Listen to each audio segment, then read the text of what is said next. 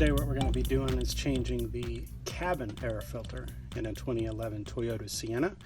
To do that, you've got to go through the glove box. So let's get started. First thing you got to do, open the glove box. Got some SpongeBob movies in there for the kids. Well, I say it's for the kids. We'll keep that between us. And then you see this arm over here. This actually slows the opening of the glove box so that it has a nice smooth opening, and it just pops right off the side.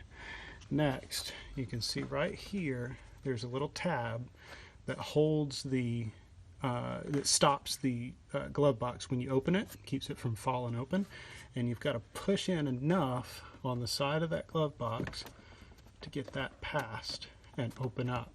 You got to do that on both sides. So I'm actually going to do that at the same time. All this stuff's probably going to fall out when I do it, but I'm going to go ahead and do that now. All right, so you push in on both sides right at that tab. Should give enough for the whole thing to come out. It's not easy.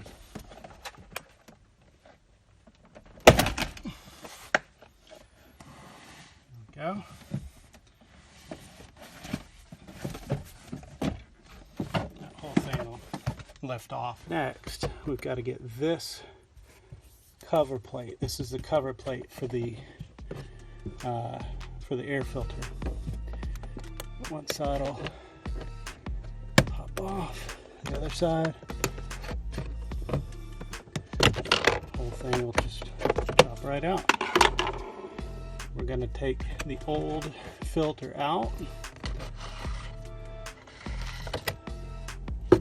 Mine doesn't look too terrible. I see a few little leaves and things in there. Make sure you don't have any noticeable dirt or little, pieces of debris in there. See something right there. It's just a little thing on the side. And we're going to stick the new filter in.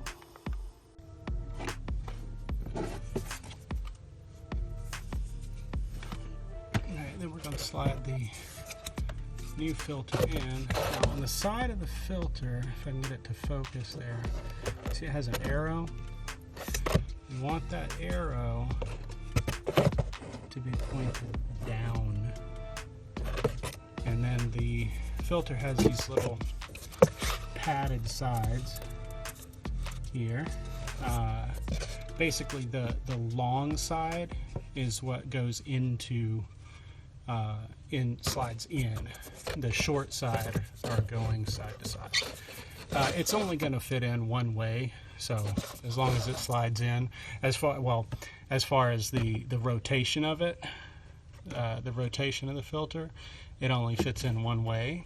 You just got to make sure that arrow is pointed down, but as long as it goes in, otherwise, then you've got it done correctly. The cover plate has an up indicator. You want to put that up, and it just snaps right back in there.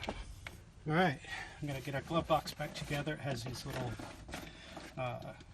clips down here that will clip back on if it came out all the way. If not, then just rotate it back into place. So make sure you got these snapped in all the way before you try to rotate it into place.